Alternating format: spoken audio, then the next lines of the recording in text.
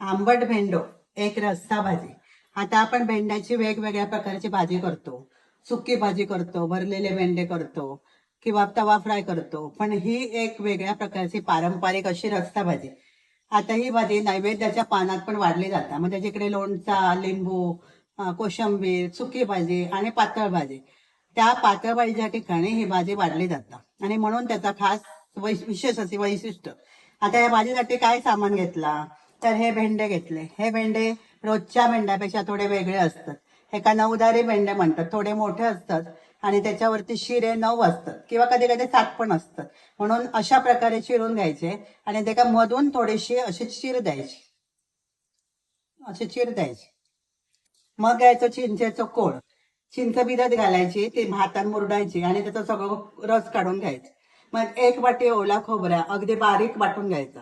1 चमचा हळद, 2 चमचे लाल तिखट, 2 चमचे लाल तिखट घेतला तर 2 चमचे गूळ, फोडणीसाठी राई, मेथी आणि हिंग, तूप, बारीक चिरलेली कोथिंबीर, मीठ आणि पाणी. आता भाजी बनवण्यासाठी आपण गॅसवर ठेवूया पॅन. त्याच्यात घालूया 1 चमचा तूप, साजूक तूप.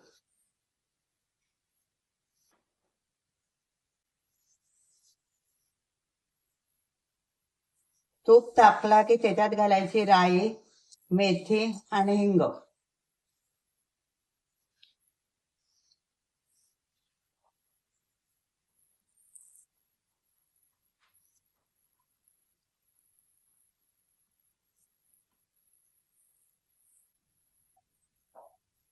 राई तडतडले की त्याच्यात घालायचे हे चिरलेले भेंडे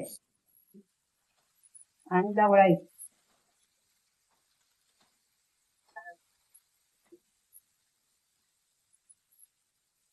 मग ह्या चिंचेचं कोळ घालायचं.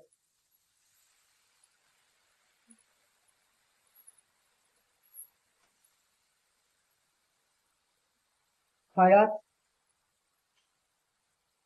लाल तिखट,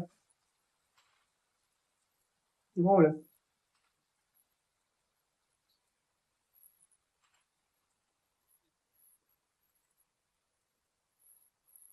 मीठ.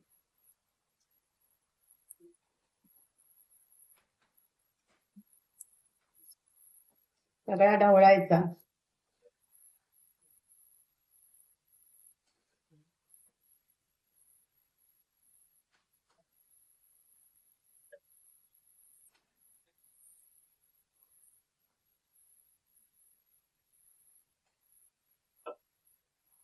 थोडासा पाणी घालायचं आणि बारीक गॅस करून 10 ते 15 मिनिटं शिजवायचं. आता 10 मिनिटं झाली. आता आपण उघडून बघूया. भेंड बघूया शिजलो का. भेंड शिजलो. आता त्याच्यात घालायचा ह्या वाटलेला ओला खोबरं, बारीक वाटून घ्यायचं.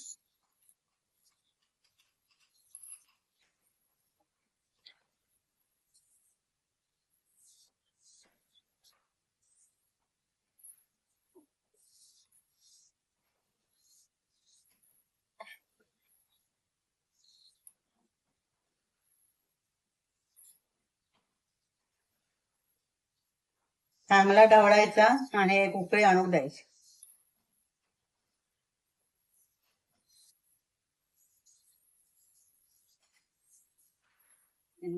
वरून घालायचे थोडेसे कोथिंबीर.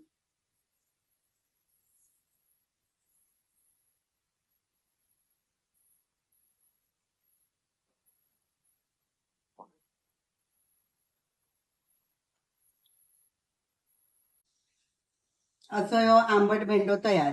अतिशय चविष्ट अशी भाजी लागता. ही भाजी तुमका नक्की आवडतली, तर तुम्ही करून बघा आणि आवडले तर लाईक करा, शेअर करा, सबस्क्राईब करा.